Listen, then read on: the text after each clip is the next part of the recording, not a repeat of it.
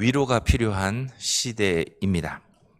참 모두가 어렵고 힘든 시기를 지나고 있습니다. 정치, 경제, 사회 모두 어렵고 힘들기에 이 시대를 살아가는 우리들 모두에게는 위로가 필요합니다. 원래 위로라는 말은 따뜻한 말이나 행동으로 다른 사람들의 괴로움을 덜어주거나 슬픔을 달래주는 것이라고 정의합니다. 즉, 당면한 문제의 본질을 해결할 수는 없지만 당면한 문제를 극복할 수 있는 힘을 북돋아주는 에너지 역할을 하는 것, 그것이 위로입니다. 영어에서도 위로라는 단어는 comfort라고 하는 단어를 씁니다. 이 단어의 원 의미는 안전한 요새에 함께 있어준다라고 하는 뜻입니다. 오늘은 이 위로가 필요했던 한 사람을 우리에게 성경은 말씀하고 있습니다. 오늘 본문에서 말하는 사도 바울은 정말 복음을 위해 쉼없이 달려왔던 사람입니다. 다메섹으로 가는 여정에서 예수님을 만난 후 그는 좌우를 바라보지 않고 오직 앞만 바라보며 열심을 다해 하나님께서 맡기신 복음 전파의 사명을 감당했습니다.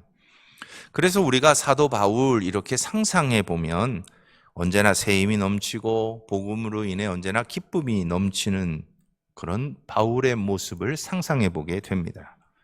그러나 오늘 우리가 함께 읽은 말씀에서의 바울이 고린도에서 자신을 고백하는 고린도전서 2장 3절은 우리에게 이렇게 자신을 설명하고 있습니다. 내가 너희 가운데 거할 때에 약하고 두려워하고 심히 떨었노라. 바울이 고린도에 도착해서 그곳에 머무는 동안 스스로 약하고 두려워하고 심히 떨었다고 고백합니다. 제가 아는 목사님께서는 늘 안부를 묻는 제게 이렇게 답하곤 하십니다. 좋은 날도 있습니다. 늘 어딘가 불편하고 아프지만 그렇지 않은 날도 있다고 늘 답변을 하십니다. 이처럼 우리의 삶에서도 아침에 잠에서 깨어 일어나면 심신이 상쾌한 날도 있지만 때로는 몸이 찌뿌둥하고 기분이 좀 침울한 때도 있습니다. 사람이 일생을 살아가노라면 형통한 날도 있지만 곤고하고 우울한 날도 있습니다. 외형적으로 보이는 바울은 낙심하거나 위로가 필요해 보이지 않습니다.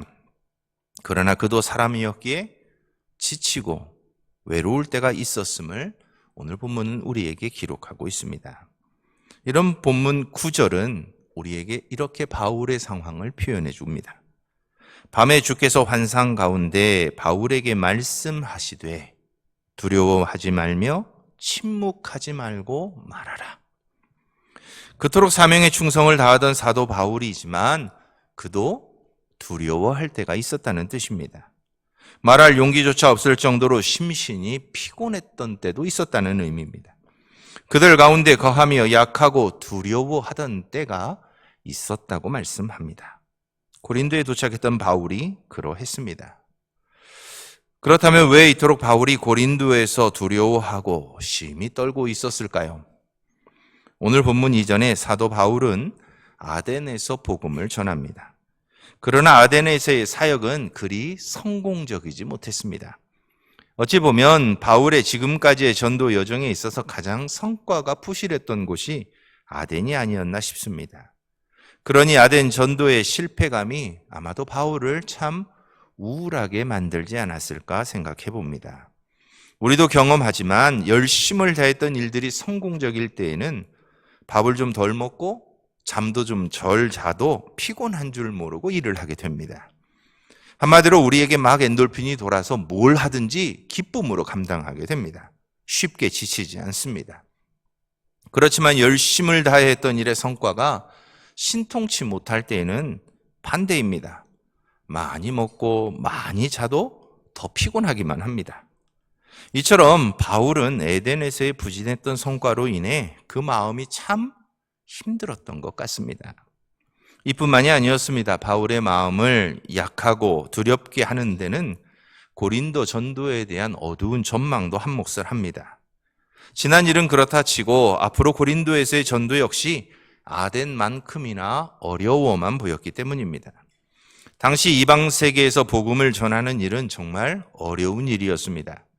종교와 철학이 확실하게 자리를 잡았던 곳에 새로운 종교를 전한다는 것 쉬운 일이 아니었습니다. 그래서 철학이 융성했던 아덴에서 복음을 전하는 일이 정말 어려웠습니다. 더구나 이제 막 도착한 고린도는 인간의 쾌락을 추구하던 도시였습니다. 인간의 원초적 욕망을 자극하는 곳에 복음을 전하는 일은 결코 쉬워 보이지만 않았습니다. 어두움이 가득한 곳에 빛이 비추어져서 어둠을 몰아내는 일은 결코 쉬운 일이 아닙니다. 이것을 아는 바울은 고린도에서의 사역에 대해서도 생각해 보니 참 염려할 수밖에 없었고 걱정할 수밖에 없었고 두려워할 수밖에 없었던 것 같습니다. 마지막으로 바울의 심신 또한 지금은 매우 곤고한 형편이었던 것 같습니다. 고린도까지의 여정이 쉽지 않았습니다. 데살로니가에서 또 베레아에서 유대인들의 핍박을 피해 도망쳐야만 했던 바울이었습니다. 아덴에서도 사역이 쉽지 않았습니다. 2차 선교 여행에 동행하던 디모데는 베레아에 남겨놓았고 고린도에는 바울 혼자 겨우 도착했습니다. 더구나 전도비마저 고갈되었으니 인간적으로 걱정하고 두려울 수밖에 없었던 때였습니다. 그러나 사랑하는 자녀가 의기소침해 있을 때 부모는 그에게 더욱 관심을 쏟게 되는 것처럼 하나님은 이렇게 조조와 불안과 두려움 가운데 있는 바울을 그냥 내버려 두지 않으셨습니다. 하나님께서는 곤고한 바울을 찾아와 아주 다양한 방법으로 그를 위로하십니다. 그 첫 번째는 바울이 고린도에서 같은 믿음을 가진 아굴라와 프리스길라라고 하는 부부를 만나는 일이었습니다. 하나님께서는 준비된 사람을 통해 바울을 위로하셨습니다. 이 부부는 하나님께서 바울에게 보내신 위로의 선물이었습니다. 이 아굴라 부부는 유대인으로서 바울과 동족일 뿐만 아니라 신앙의 동지였고 또한 같은 장막 제조업자였습니다. 본문의 설명에 따르면 아굴라는 유대인으로 로마에서 살았습니다. 그의 아내 브리스길라는 성경에 브리스가라고 하는 이름으로도 나오는데 로마의 귀족 가문이었습니다. 이들은 로마에서 천막 장사를 하며 부유하게 살았습니다. 그러나 주후 49년 로마를 강제로 떠나야만 했습니다. 당시 로마 황제 글라우디오가 유대인에 대한 추방령을 내렸기 때문입니다. 로마 역사가 수에니토니스에 따르면 글라디우스 황제는 제위 제9년인 49년에 유대인들이 그리스도에 대한 문제로 자주 폭동을 일으켰기에 그들을 로마에서 추방하는 포고령을 내리게 되었다라고 기록합니다. 예수님을 죽였던 유대인들처럼 유대인들이 예수를 믿는 유대인들을 향해 폭동을 일으켰던 것 같습니다. 그래서 모든 유대인들이 함께 로마에서 추방당할 때에 바로 이 아굴라와 브리스길라도 어쩔 수 없이 로마를 떠나야 했습니다. 그리고 그들은 당시 거대한 도시였던 이 고린도에 정착을 하게 됩니다. 생각해보면 자신이 하던 사업을 접고 삶의 터전을 떠나올 때 그들도 참 막막했을 것입니다. 그러나 신앙인의 역사에는 우연이 없습니다. 이 부부는 로마를 떠나온 지 2년이 지나 고린도에서 바울을 만나게 됩니다. 당시에는 이 부부가 고린도에 와서 정착하는 것이 우연이라 생각했지만 바울과의 만남을 통해서 보면 이 모든 일은 하나님의 섭리였음을 깨닫게 됩니다. 당시 고린도는 한마디로 로마 제국의 허영심의 박람회장이다라고 설명되던 도시였습니다. 이 고린도라고 하는 도시는 주전 46년에 줄리어스 시저에 의해 재건된 도시였는데 특별히 항구 도시로 많은 이주민들이 특혜를 받고 거주하게 되었습니다. 다 바울 당시 고린도의 인구가 65만 명이나 된다고 하니 지금 서산의 한 3.5배 되는 인구 숫자가 당시 고린도의 주민들이었습니다. 고린도에 얼마나 많은 사람들이 살았는지를 또 그 땅이 얼마나 컸는지를 우리가 짐작해 보게 됩니다. 고린도는 당시 아가이아주의 수도였고 상업의 중심지였고 이 도시가 갖고 있는 위상 때문에 고린도 시민들의 자부심은 정말 대단했다고 기록합니다. 특히 이 도시에는 아크로코린트라고 하는 바위 언덕이 있었는데 그 정상에는 사랑의 여신인 아프로디테의 신전이 있었습니다. 그리고 1000명의 여자 노예들이 그 여신을 섬겼고 그녀들은 밤이면 창기가 되어서 거리를 돌아다녔다고 기록하고 있습니다. 그래서 고린도의 성적인 문란함은 로마 시대에 정말 악명이 높았습니다. 오죽하면 고린도스럽다라고 하는 말은 음란하다라고 하는 의미로 사용되었습니다.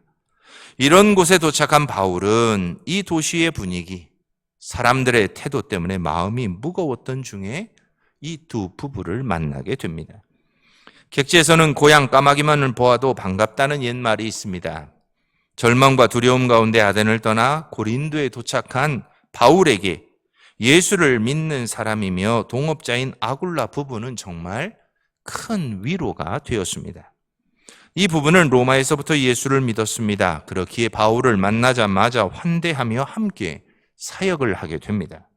이 부부를 통해서 바울은 주중에는 장막을 짓는 일을 하고 안식일에는 회당에서 말씀을 전하며 하나님께서 맡기신 복음 전파의 사역을 계속해서 감당합니다. 바울이 고린도에 머물며 복음을 전하고 교회를 세울 수 있었던 것은 이 부부의 적극적인 협조와 협력이 있었기 때문입니다. 이후 아굴라와 브리스길라는 그 후에 그들이 가는 곳마다 바울처럼 복음을 전하고 교회에서 봉사하고 직접 또는 간접적으로 바울을 섬기며 많은 도움과 위로를 주는 동역자들이 됩니다.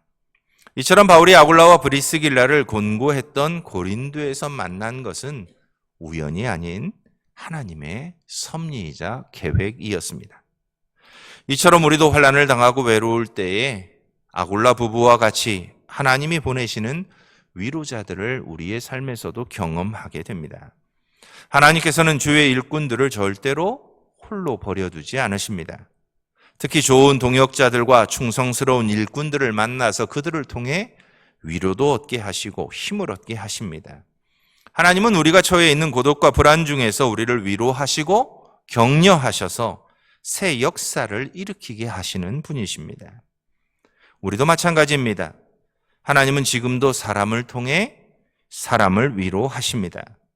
바울에게 아굴라와 브리스길라가 하나님의 위로가 되었던 것처럼 내가 환난과 고난 가운데 있을 때 하나님은 이런 위로자들을 우리에게 보내주십니다. 다른 한편으로는 내가 누군가의 브리스길라와 아굴라가 되어서 다른 사람들을 위로하도록 보냄을 받기도 합니다. 사실 아굴라와 브리스길라 입장에서 바울과의 만남은 기대하지 않았던 일일 수 있습니다. 유대인이라는 이유로 고향을 떠나 고린도까지 와서 새롭게 시작해야 하는 그들의 삶도 결코 쉽지만은 않았기 때문입니다. 그러나 바울을 만난 이후 이 부부는 하나님의 위대한 섭리를 깨닫게 됩니다. 자신들이 로마를 떠나 고린도로 와야 했던 이유를 발견하게 됩니다. 그리고 바울과 함께 하나님의 복음을 전하는 일에 매진하는 복음의 일꾼이 됩니다. 하나님의 나라를 확장하는 일을 위한 하나님의 거룩한 도구가 됩니다. 단순히 바울의 위로자가 될 뿐만 아니라 하나님의 영광을 위해 살아가며 후대에 아름다운 신앙의 가정으로 존경받게 됩니다. 중요한 것은 이처럼 하나님의 섭리를 깨닫고 순종하는 일입니다. 하나님께서는 이처럼 하나님의 섭리에 순종하는 사람들을 사용하셔서 여전히 이 시대에도 일하고 계십니다. 두 번째로 생각지 않았던 뜻밖의 열매 또한 큰 위로가 되었습니다. 바울에게 가장 중요한 일은 복음을 전하는 일이었습니다. 그래서 그에게 가장 큰 기쁨과 위로는 복음을 듣고 회개함으로 복음의 열매가 생겨나는 것이었습니다. 그토록 가능성이 희박하게만 보이던 고린도에서 바울은 뜻하지 않게 열매를 얻게 됩니다. 그리고 그 열매로 인해 바울은 큰 위로를 받습니다. 일꾼들이 일을 하다 맥이 빠질 때가 있습니다. 열심히 최선을 다해서 맡겨진 일을 감당했는데 칭찬과 격려는 없고 비난과 욕설을 듣게 될 때입니다. 그리고 자신의 곁에서 자신을 가장 잘 알고 도와줄 것이라 생각했던 사람이 원수처럼 자신을 적대시하며 자신이 하고자 하는 일을 방해할 때입니다.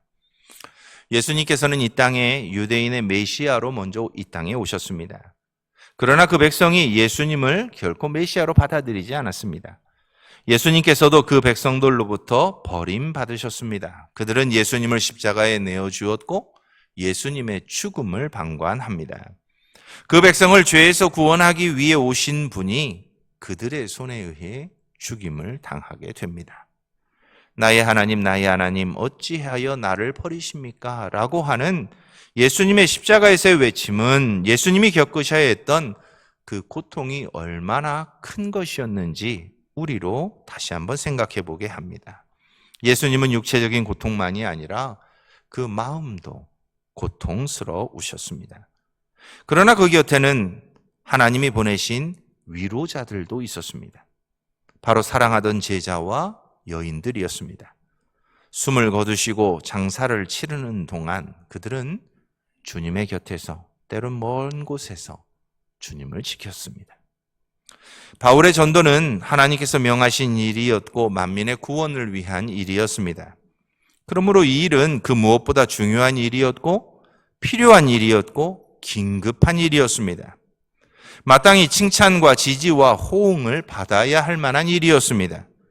그럼에도 불구하고 바울의 전도는 토처에서 반대와 비난과 핍박에 직면했었습니다. 그리고 이렇게 바울이 복음을 전하는 사역을 가장 극렬하게 반대하는 주동인물들은 언제나 어디에서나 자신의 동족인 유대인들이었습니다. 즉 가장 가까운 동지여야 할 그들이 언제나 가장 무서운 적이 되었고 바울이 전하는 복음의 사역을 방해했습니다. 이것이 바울로서는 정말 가슴 아픈 일이었습니다. 그런데 아덴에서 쫓겨와 지치고 힘든 가운데서 만난 아굴라와 브리스길라 부부는 바울에게 큰 위로가 되었습니다. 그들을 통해 위로를 받은 바울은 고린도에 있는 회당에서 복음을 전합니다. 안식일마다 회당에서 유대인과 헬라인들에게 복음을 전합니다. 그런데 여전히 유대인들은 바울을 대적했습니다. 심지어 바울을 비방했고 박해했습니다. 그러나 그런 와중에 디도 유스도라고 하는 경건한 사람이 자신의 집을 이방인들에게 복음을 전하고자 하는 바울에게 열어줍니다. 그곳에서 바울은 복음을 전합니다. 그런데 이 유스도의 집은 또 그곳의 회당 옆에 있었다고 기록합니다. 그리고 유대인인 회당장 그리스보와 온 가족이 그의 집에 와서 예수의 이름을 듣고 복음을 듣고 믿는 역사가 일어납니다. 이처럼 복음을 전하며 받는 냉대 속에서도 말씀을 통해 변화되는 사람들이 있었습니다. 이렇게 뜻하지 않았던 복음의 열매는 바울에게 정말 큰 위로가 되었습니다. 바울은 그리스도를 통해 자신들의 수고는 결코 헛되지 않는다는 것을 다시 한번 경험합니다. 하나님의 말씀은 반드시 역사한다는 것을 깨닫습니다. 그래서 유대인을 떠나 이방인에게 복음을 전하던 바울에게 맺혀진 이 뜻하지 않은 복음의 열매는 바울이 계속해서 복음을 전하는 새 힘이 되었습니다. 뜻하지 않았던 열매인 그리스도와 그 가족은 그토록 복음을 반대하던 동족들 중에서 생긴 첫 열매가 됩니다. 그것도 보통 사람이 아닌 회당장 직에 있는 사람입니다. 그러니 이것이 복음을 전하던 바울에게는 정말 큰 선물이자 위로가 됩니다.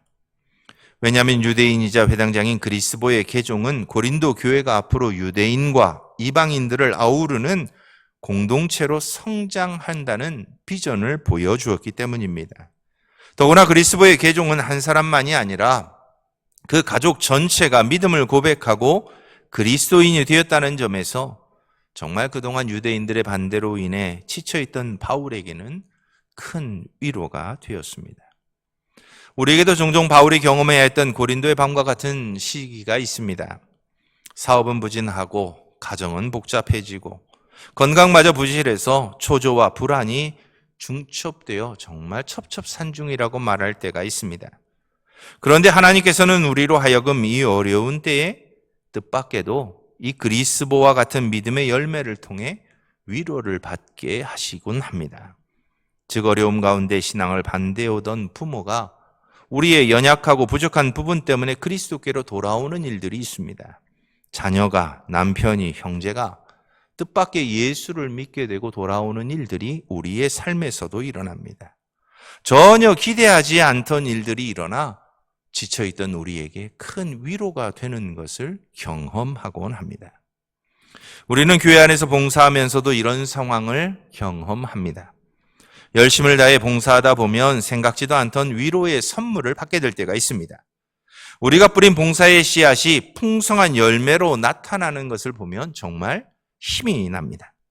누군가 권사님, 집사님, 장로님을 통해 힘을 얻게 되었다는 말을 듣게 되면 힘이 납니다.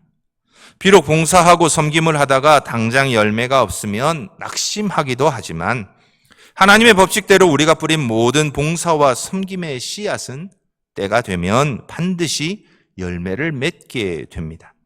이것이 우리에겐 하나님께서 주시는 뜻밖의 선물이 되고 위로가 됩니다. 그러므로 여기에서 우리는 꼭 기억해야 할 한 가지 중요한 사실이 있습니다.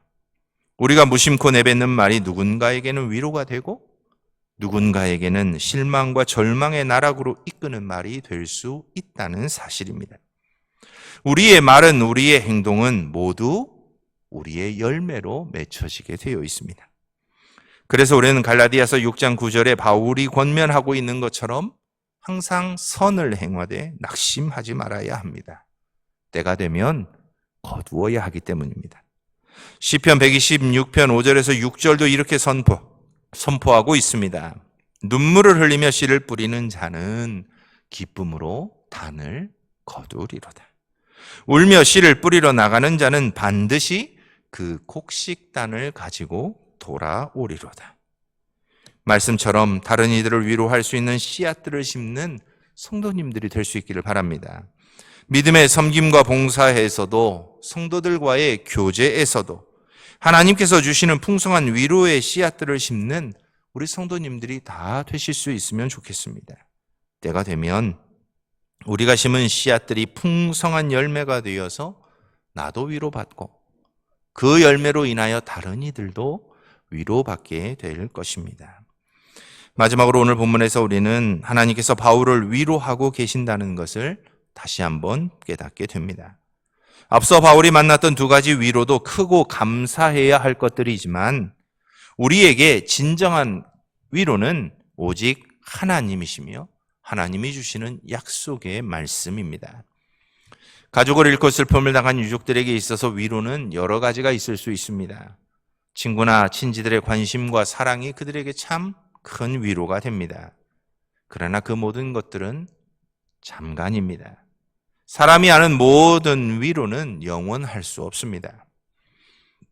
데살로니가전서 4장 13절로 18절은 하나님께서 약속하신 말씀이 진정한 위로임을 우리에게 가르쳐 줍니다. 그래서 이 하나님께서 하신 말씀으로 서로를 위로하라고 권면합니다.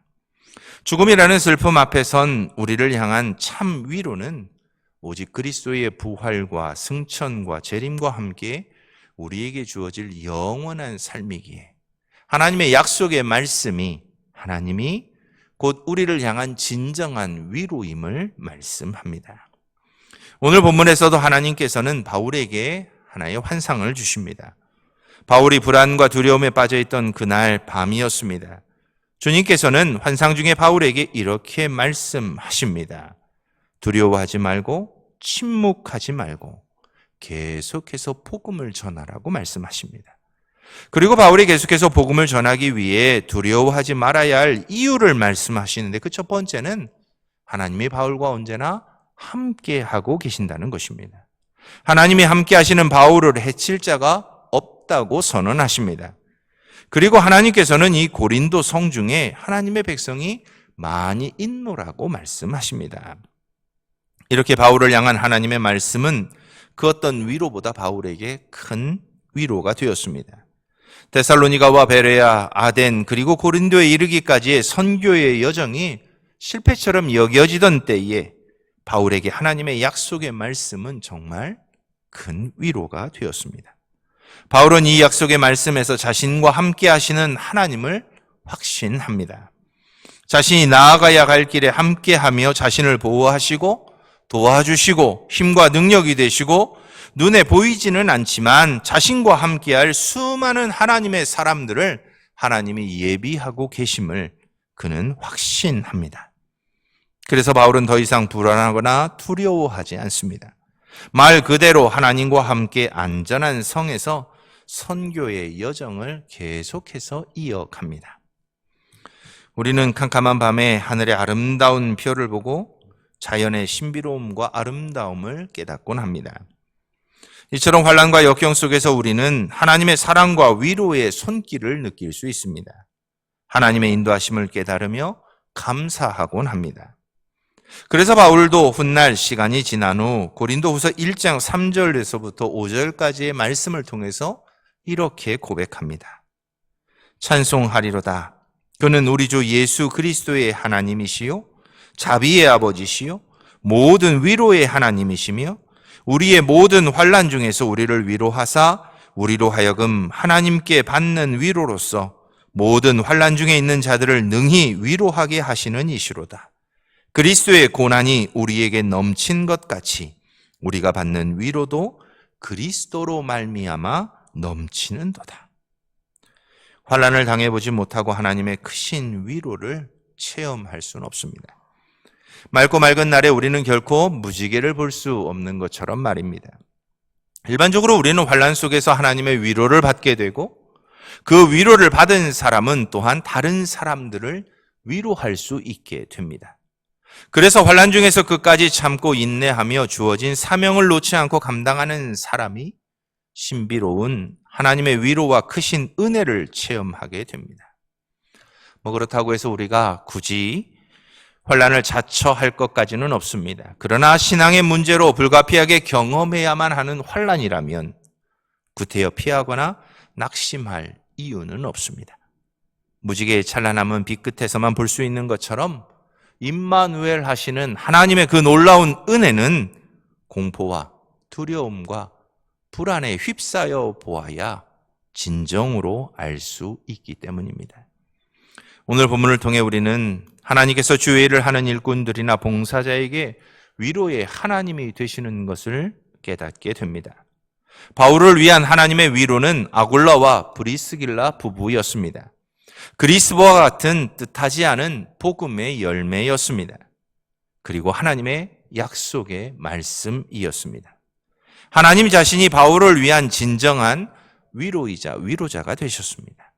그러므로 우리는 무슨 일을 만나든지 언제나 하나님을 바라고 하나님을 의지하고 하나님을 앙망하면 하나님이 주시는 위로 가운데 살 수 있습니다.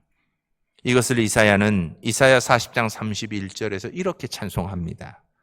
오직 여호와를 앙망하는 자는 새 힘을 얻으리니 독수리가 날개치며 올라감 같을 것이요 다른 박질하여도 곤비하지 아니하겠고 걸어가도 피곤하지 아니하리로다. 바울에게 위로자를 보내신 분은 하나님이셨습니다. 바울에게 자신의 말씀을 통해 친히 위로하셨던 분도 하나님이십니다. 다윗의 고백처럼 여호와는 우리의 상급이 되시고 피난처가 되시고 참된 위로자가 되어 주십니다. 아프리카의 쿤타리카라는 깊은 산에는 300여 종의 원숭이들이 살고 있다고 합니다. 영국의 리즈버리 탐험대가 그곳에서 아주 이상한 현상 3가지를 발견합니다. 첫째는 어느 날 아침 온 산이 떠나갈 듯이 원숭이들이 고함을 질러대는 것이었습니다. 그들의 지도자 격인 원숭이가 세상을 떠났기에 슬퍼하는 그들의 만의 표시였습니다. 둘째는 부부 원숭이가 서로의 얼굴을 쓰다듬어 주며 눈물을 닦아주는 모습을 보게 됩니다. 작은 새끼가 죽었는데 서로의 슬픔을 위로하기 위해 서로의 눈물을 닦아주는 원숭이들을 봅니다. 세 번째는 원숭이 한 마리가 커다란 구렁이에 칭칭 감겨 죽어가고 있는데 수십 마리의 원숭이가 돌을 던지면서 그 구렁이와 대항하며 싸우는 것을 보았습니다. 원체 커다란 구렁이라 잡은 원숭이를 다 잡아삼키자 모든 원숭이들이 나무에 거꾸로 매달려 슬프게 우는 모습을 그들은 보게 됩니다. 그 후 영국의 이 리즈벨리 탐험대는 다른 사람들의 슬픔이나 어려움에 참여할 줄 모르고 자기만을 위해 살고 있는 사람들을 볼 때에 아프리카의 쿤타리카 산에 원숭이들에게 보내자라고 서로 말을 했다고 합니다. 이 사회에는 여전히 위로받아야 할 사람들이 참 많습니다. 가난해서 끼니를 거르는 사람에게는 끼니 한 끼를 대접하는 것이 그들에게 가장 큰 사랑이 될 것입니다. 병이 든 사람에게는 그를 찾아가 기도하며 그를 위로하는 것이 위로고 사랑의 실천이 될 것입니다. 우리 그리스도인들은 위로해주는 사람들이 되어야 합니다. 위로해주는 일은 가장 아름다운 사랑의 꽃이고 신앙의 고백을 실천하는 행동이기 때문입니다. 사랑하는 우리 서산교회 성도 여러분, 고린도에서 바울은 외로운 선교 현장에서 사람을 통해, 말씀을 통해, 하나님의 음성을 통해 위로를 받았습니다. 그리고 1년 6개월이나 그곳에 머물며 복음을 전하게 되었습니다. 그 힘이 어디서 왔을까요? 하나님의 위로였고, 하나님의 위로는 사람을 통해, 말씀을 통해 그에게 전달되었습니다.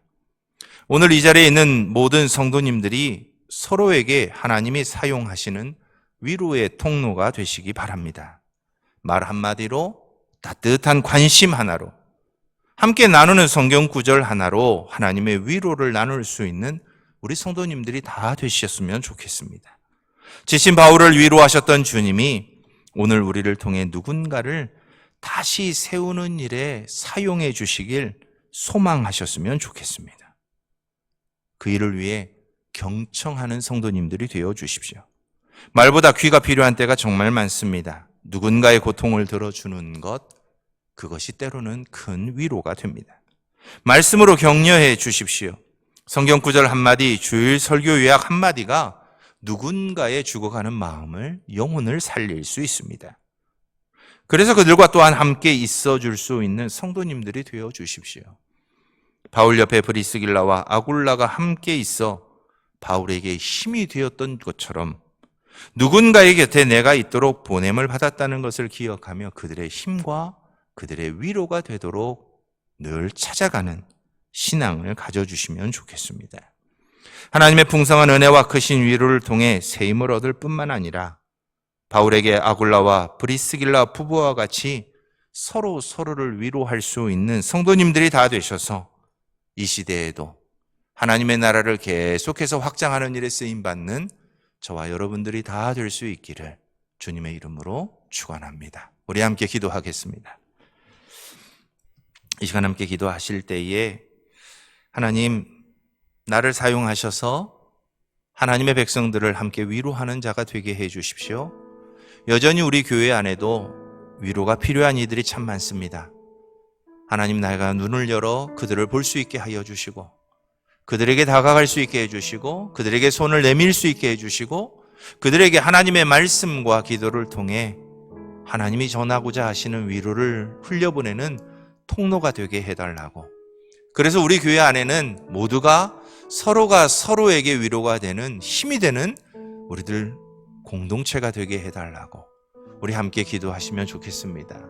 그럴 때 우리 교회는 정말 하나님이 맡기신 사명을 온전히 감당하며 이 서산 땅의 10분의 1을 예수의 복음으로 변화시킬 수 있는 능력 있는 공동체가 될 줄로 믿습니다.